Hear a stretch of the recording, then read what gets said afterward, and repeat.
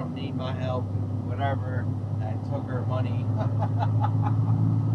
But the first day at Metro, he called in saying he was tired, couldn't drive, and I think he called in another day. But so where do you put the def at in the gas tank? I forget.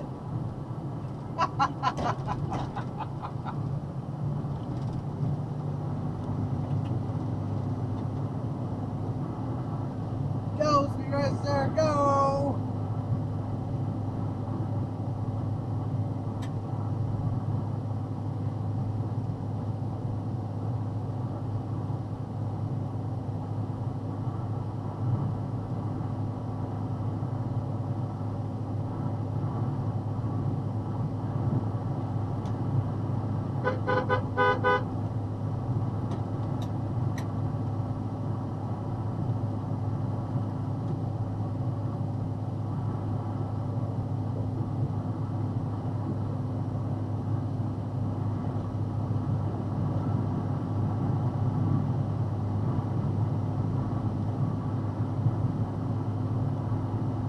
Oh, I did the airport this morning. I had time, so I drove by Metro, and I honked my horn, and Blake looked so confused, and then I came out.